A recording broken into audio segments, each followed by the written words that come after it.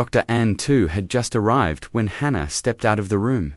With her carefully done makeup, her face still couldn't hide the anxiety beneath. She walked quickly toward him, feet bare on the floor. Everyone once believed that during their school days, Ann too and Hannah were the perfect match. But the truth that disappointed them all was simple. She had never held any feelings for him. Back then, they were only deskmates. Nothing more, no special connection whatsoever. After so many years, seeing Hannah again left Ann too a little surprised. The boy who used to chase after her relentlessly had now become an outstanding doctor in BCSA City. He wore a crisp white shirt paired with polished black leather shoes. Ann too glanced at her briefly, saying nothing, just a simple nod of greeting. Who would have thought that the moment they met again, he would learn she was getting married soon? Hannah walked toward him, her delicate hand gesturing for him to follow her inside. Ann, too, come with me. The moment the door opened, the sight of a young man lying sound asleep on the large bed came into view. Ann too felt a subtle pain as he let his gaze sweep across the room. Everything inside belonged to Darren. He's burning up. I didn't know what to do, so I called you. Please, check on my husband. A faint flicker of hurt flashed through Ann too's eyes. He stepped toward the bed and gently supported Darren into a sitting position. He took out his medical tools, fully focused on the examination. Then he turned his head slightly toward Hannah, speaking softly. It's just a common cold, nothing serious. I'll prescribe some fever medicine. If his temperature remains high, call me. He stood up, picking up his bag, ready to leave. Thank you, Ann, too. He gave her a faint smile. It's nothing. I should get going. There's still a lot waiting for me at the hospital. And with that, he walked away. His retreating back carried a weight of silent sorrow no one else could see. Lanvine's Sun Mansion. What? Darren is sick. Upon hearing the news, Mrs. Mai immediately phoned Nina. The moment she finished listening, Nina felt a slight ache in her chest. His fever has gone down, but his body is still weak. He needs plenty of rest. Nina sat on the sofa in the living room, concern clouding her delicate features. She remembered it, clearly, 3 years ago, before someone else appeared, she had once fallen terribly ill. It was Darren who stayed by her side, day and night. 3 years.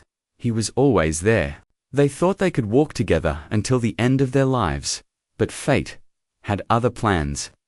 Aunt Mai, I think I should go back to the two family for a bit. I don't want to be indebted to anyone, especially Darren. Mrs. Mai's voice came gently through the old telephone in the living room. Then go ahead. I'll wait for you by the gate. Nina hung up, suddenly lost in thought. At that moment, Leonard Hale descended the staircase, silent and steady. He walked toward her and sat down, though she still didn't notice him. What are you thinking about? He watched her quietly, yet she offered no answer. His brows furrowed slightly. Nina, I want to know what's going on inside your head. I want to go back to the two family for a while. Leonard's expression darkened immediately. Why did something happen? I'm going with you. He made a move to stand, but Nina quickly grabbed his arm to stop him. I want to go alone. Alone? Why wouldn't she let him come along? What exactly was Nina hiding? Leonard turned toward her, his gaze sharp and probing. Are you hiding something from me? Tell me. Startled, Nina quickly replied, I'm only going back for a short moment and will return right away. If you're worried, Aiden can go with me instead. Why not me? At that moment, Aiden walked through the door, delivering the news Leonard least wanted to hear. Miss Nina wishes to return to the two family to check on Darren's condition. Leonard's face darkened instantly. His grip tightened around her wrist as he declared, Without my permission, you're not going anywhere. Then he turned and stormed upstairs, frustration simmering in his every movement. Nina could only sit there speechless. At last, she let out a tiny whisper, Oh my, our Mr. Hale is jealous. Early in the morning, the soft dawn sunlight shone across the figure of a young girl sleeping soundly on a large, warm bed. Her eyes gently fluttered open.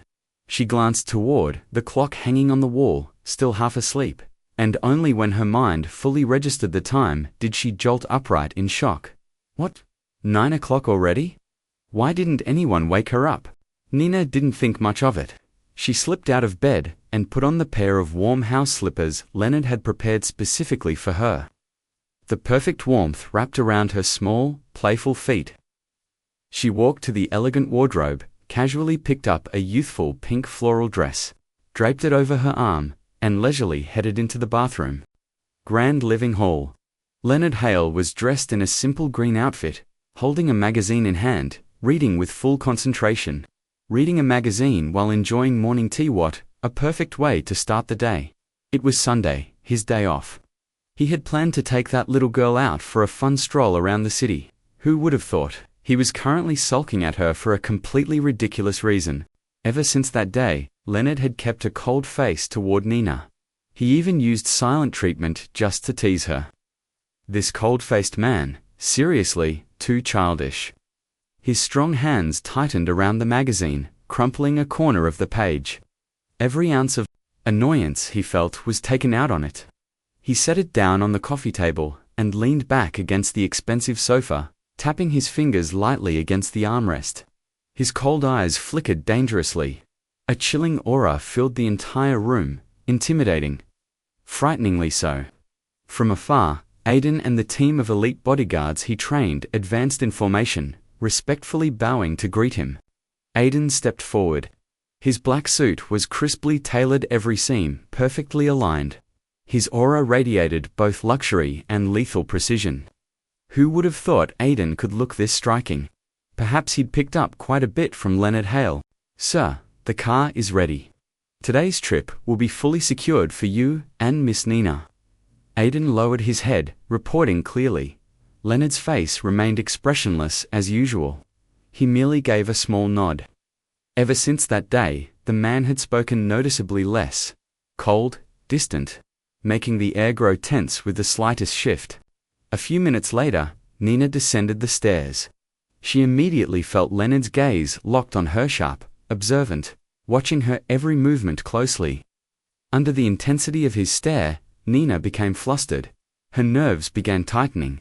She was only halfway down the steps when her long dress caught under her heel. This time she was done for. Truly done for. Her foot slipped, and her entire body pitched forward. If she fell from here, she would definitely end up with a bruised head or bleeding. Tears already threatened to fall. At the critical moment, Leonard's tall, strong figure rushed forward. One hand grabbed the railing, while the other wrapped firmly around her waist, steadying her before she could fall. And in that same moment, his lips brushed hers. Time seemed to freeze for a few seconds until Nina pushed him away instinctively, her face burning hot. Damn it, his entire body was scorching like fire. Aiden immediately put on his sunglasses, turning his head away, as if pretending he saw nothing. Once she was fully safe, Leonard gave Aiden a glance, summoning him over. Aiden stepped forward without hesitation. Sir, do you have instructions? Hands in his pockets, Leonard glanced briefly at Nina before speaking. Replace the staircase with an elevator. I don't want my wife encountering such things again. Aiden nearly burst out laughing. So obvious. The man was head over heels in love. He bowed respectfully. Yes, sir. I'll get it done immediately. Standing beside them, Nina was speechless. It wasn't like the stairs were dangerous, she simply wasn't paying attention. Leonard's eyes drifted to her bare feet, reddened from walking, his brow furrowed. Why aren't you wearing slippers? Do you want to catch a cold? Nina gave an awkward small laugh. She had the bad habit of leaving things everywhere. She couldn't find her slippers anywhere and ended up coming downstairs barefoot. Of course, the cold-faced man was about to scold her. I don't remember where I left them. Maybe I tossed them somewhere. Nina scratched her head, embarrassed by her forgetfulness. Her rosy lips trembled slightly, making her look pitiful. Leonard couldn't help but soften. He gently brushed a thumb across her lips for a long moment. Stop pouting. I'll find them for you. His eyes swept toward the bodyguards behind him. A single glance was enough. They immediately understood the mission. Aiden and the entire team dispersed to search. They expected to be sent on some grueling outdoor task. Who knew today they were being ordered to find a pair of lost slippers for the future madam of the Hale family? Oh, the slippers. They prayed they would find them soon, otherwise, the boss would chew them out for sure. What are they doing? Nina asked. Come here and sit with me, Leonard murmured.